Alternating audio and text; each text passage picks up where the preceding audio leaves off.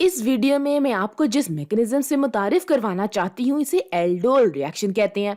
और ये पूरी ऑर्गेनिक केमिस्ट्री में एक बहुत ही अहम मैकेनिज्म है, क्योंकि ये कार्बन कार्बन बॉन्ड बनाने का बहुत ही ताकतवर तरीका है। और जैसे हमने इनोल और इनोलेट आयंस और कीटो इनोल टॉटोमरिज्म के साथ देखा, तकरीबन वैसा ही जायजा हम इधर लेंगे। चलिए एल्डिहाइड से शुरू करते हैं, और आसानी के लिए मैं इनकी निशानदेही कर देती हूँ। चले कह लेते हैं कि ये एक एल्डिहाइड है। ये आर की जगह कार्बन चेन है। ये जितनी मर्जी लंबी हो सकती है। और फिर मेरे पास एक और कार्बन है जो कि कार्बोनाइल ग्रुप के साथ लगा हुआ है, और इससे ये एक एल्डिहाइड बनता है। अगरचे आप ये रिएक्शन कीटोन के साथ भी कर सकते हैं। मैं यहाँ वाजे कर दूं कि ये कार्बन हमारे पूरे रिएक्शन में बहुत काम आएगी। जैसा कि हमें पता है कि कार्बोनाइल से अगली कार्बन को अल्फा कार्बन कहते हैं, तो अगर ये कीटोन होता तो यही कार्बन अल्फा कार्बन होती। और हम इस रिएक्शन में देखने जा रहे हैं कि ये वाले हाइड्रोजन्स आम हाइड्रोजन से ज्यादा एसिडिक होते हैं। इसकी वजह ये हो सकती है कि ये प्रोटॉन किसी और जगह जाते हुए अपने इलेक्ट्रॉन इस कार्बन को देता हुआ जाए, तो ये कार्बन रेजोनेंस स्टेबलाइज्ड हो सकती है। और ऐसा ही हम अभी कुछ देर में देखने जा रहे हैं। मैं अब यहाँ इसके दो मॉलिक्यूल्स बनाऊंगी, चूंकि हमें दो मॉलिक्यूल्स की जरूरत है। हम इन दोनों मॉलिक्यूल्स को जोड़ने जा रहे हैं। चले मैं इधर एक और एल्डिहाइड बना लेती हूँ। मैं दूसरा मॉलिक्यूल यहाँ पर बनाऊंगी। आपके पास आर ग्रुप है, फिर आपके पास ऑक्सीजन है। मैं यहाँ पर हाइड्रोजन नहीं बनाऊंगी, लेकिन ये और ये मॉलिक्यूल्स बिल्कुल एक जैसे हैं। मैं आपको एल्डोल रिएक्शन बेसिक माहौल में करके दिखाऊंगी, लिहाजा आप तसव्वुर कर सकते हैं कि इसको एक बेस कैटलाइज कर रही है। तसव्वुर करें कि यहाँ पर एक हाइड्रोक्साइड है। कह लेते हैं कि हाइड्रोक्साइड एनाइन यहाँ पर आसपास पड़े हुए हैं। मैं आपको बता चुकी हूँ कि ये वाले हाइड्रोजन्स बाकी कार्बन चेन पर मौजूद हाइड्रोजन से ज्यादा एसिडिक हैं। तो आप एक ऐसी सूरत हाल का तस्वुर कर सकते हैं जिसमें हाइड्रोक्साइड एनाइन से इलेक्ट्रॉन्स इस हाइड्रोजन प्रोटॉन पर जाते हैं, और वो इलेक्ट्रॉन्स जो इस हाइड्रोजन के पास थे वो इस अल्फा कार्बन पर चले जाते हैं। तो अगर ऐसा होता है तो हमारे रिएक्शन का अगला स्टेप कुछ इस तरह होगा। मैं इसे इक्विलिब्रियम में बनाऊंगी। तो ये आर ग्रुप है, ये अल्फा कार्बन से जुड़ा हुआ है जो कि अब नेगेटिव है, जो मैं आपको कुछ ही देर में दिखाऊंगी। और ये कार्बोनाइल ग्रुप के साथ लगा हुआ है, और वो हाइड्रोजन के साथ लगा हुआ है। और मैं यहाँ पर वो हाइड्रोजन बनाना बंद कर देती हूँ। बस हम जानते हैं कि वो यहाँ पर है, हम इसको बाद में बना लेंगे। लेकिन मैं इस हाइड्रोजन को यहां पर बनाऊंगी, और दूसरा हाइड्रोजन तो अल्फा कार्बन से चला गया था, और अब अल्फा कार्बन पर नेगेटिव चार्ज है, क्योंकि इसने इस प्रोटॉन से इलेक्ट्रॉन लिया है। और यकीनन हमारे पास हाइड्रोक्साइड है, इसने इस हाइड्रोजन को हासिल किया, और अब ये वाटर है। और इसके एसिडिक होने की वजह ये थी कि ये रेजोनेंस स्टेबलाइज्ड है। और मैं आपको वो रेजोनेंस स्टेबलाइजेशन अभी दिखा भी देती हूँ।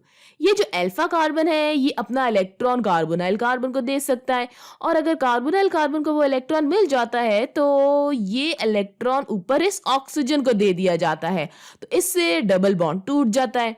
लिहाजा ये कॉन्फ़िगरेशन इससे रेजोनेंस स्टेबलाइज्ड है। तो मैं इसको ऐसे बना सकती हूँ। आपके पास आर है, फिर आपके पास ऑक्सीजन के साथ सिंगल बॉन्ड है, इसने इलेक्ट्रॉन हासिल किया है, तो अब ये नेगेटिव है। आपके पास डबल बॉन्ड इस तरह से है। अगर मैं चाहूं तो मैं इस हाइड्रोजन को इधर भी बना सकती हूँ, और ना भी बनाऊं तो भी खैर है। और आप इस स्ट्रक्चर को जानते पहचानते होंगे कि ये एनोलेट एनाइन है।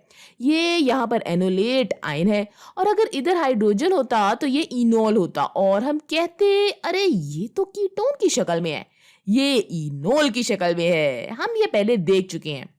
अब जो इनोलेट आयन के बारे में एक बहुत ही दिलचस्प बात है वो ये है कि ये एक न्यूक्लियोफाइल है।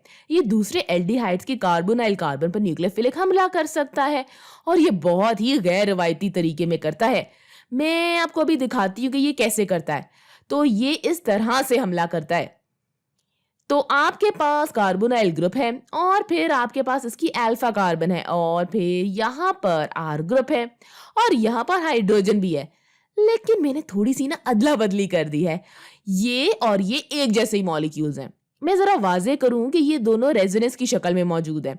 एक दफ़ा फिर बताती चलूँ कि इसकी वजह ये थी कि अल्फ़ा कार्बन से हाइड्रोजन को कार्बोनाइल कार्बन तक ले जाना आसान था, चूँकि आपके पास रेजोनेंस स्ट्रक्चर था।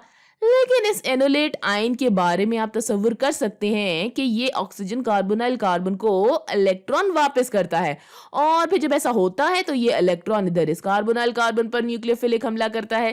अगर ये कार्बोनाइल कार्बन इलेक्ट्रॉन लेता है तो फिर ये इलेक्ट्रॉन ऑक्सीजन को दे सकता है, और फिर आगे ये स्टेप होगा।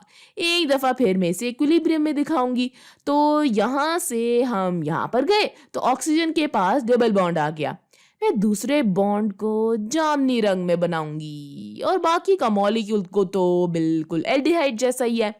यहाँ पर आर ग्रुप और यहाँ पर अल्फा कार्बन है, और ये वही अल्फा कार्बन है जो हमने यहाँ पर देखा था। इस कार्बोनाइल कार्बन का इस ऑक्सीजन के साथ अब सिंगल बॉन्ड है। इसने इलेक्ट्रॉन वापस ले लिया। इस ऑक्सीजन के पास अब नेगेटिव चार्ज है, और ये अपने अल्फा कार्बन के साथ लगा हुआ है। ये एक और कार्बन चेन के साथ भी बॉन्डेड है, या किसी और फंक्शनल ग्रुप के साथ, या जो भी आप कहना चाहें। अब आखिरी मरहले की तरफ बढ़ते हैं। ये नेगेटिव ऑक्सीजन वाटर से हाइड्रोजन हासिल करके अपना चार्ज खत्म कर सकता है। ये सब बेसिक माहौल में होता है। ये हाइड्रोजन को इलेक्ट्रॉन देता है, और हाइड्रोजन हाइड्रोक्साइड से बॉन्ड तोड़ लेता है, और ये हाइड्रोक्साइड आयन फिर से नेगेटिव हो जाता है। तो फाइनल प्रोडक्ट क्या होगी? आपके पास इस मॉलिक्यूल का ये हिस्सा है। इधर कार्बोनाइल ग्रुप है, और ये रेडिकल ग्रुप से जुड़ा हुआ है, और ये इस कार्बन से जुड़ा हुआ है जो हाइड्रोक्सिल ग्रुप से जुड़ा हुआ है। तो ये ऑक्सीजन अब ये ऑक्सीजन है, और इसने अभी हाइड्रोजन को हासिल किया है, तो अब ये हाइड्रोक्सिल ग्रुप है। अब ये OH ग्रुप है, और फिर आखिरकार ये रेडिकल ग्रुप के साथ लगता है। पहले ये अल्फा कार्बन के साथ था, अब ये नहीं है। क्या वजह है कि इसे एल्डोल रिएक्शन कहते हैं? खैर, इसे एल्डोल रिएक्शन इसलिए कहते हैं क्योंकि आप गौर करें कि हमने एल्डिहाइड बनाया, और ये अल्कोहल है, तो यहां से ये लफ्ज एल्डोल निकला। लेकिन इसके बारे में अहम बात यह है कि आप कीटोन के साथ भी ऐसा कर सकते हैं। आप मिथाइल ग्रुप इथाइल ग्रुप के साथ भी ऐसा कर सकते हैं, ये तब भी काम करेगा। तो एल्डोल रिएक्शन से ना सिर्फ एल्डिहाइड्स और अल्कोहल जैसी चीजें बनती हैं, बल्कि कीटोन और अल्कोहल भी बनते हैं, और इसीलिए इसे एल्डोल रिएक्शन कहते हैं। लेकिन एल्डोल रिएक्शन के बारे में एक अहम बात यह है कि ये दिखाता है कि कैसे इनोलेट आयन न्यूक्लियोफाइल के तौर पर काम करता है। ये आपको दिखाता है कि किस तरह से दूसरी कार्बन चेन पर मौजूद हाइड्रोजन के मुकाबले में अल्फा हाइड्रोजन ज्यादा एसिडिक होते हैं। और सबसे अहम बात ये कि ये दो कार्बन चेन को आपस में मिलाता है। गौर करें कि किस तरह से हमने इस अल्फा कार्बन को इस कार्बोनाइल कार्बन के साथ मिलाया और एल्डोल बनाया। बाज़ औक़ात इसे बीटा हाइड्रोक्सी कहते हैं। फार्मेसी में अक्सर चीजों पर बीटा हाइड्रोक्सी लिखा होता है। ये अल्फा है और ये बीटा है। हाइड्रोक्सिल ग्रुप बीटा कार्बन पर है। Beta hydroxy aldehyde. उम्मीद है कि आपको कुछ थोड़ी बहुत एल्डोल रिएक्शन की समझ आ गई होगी।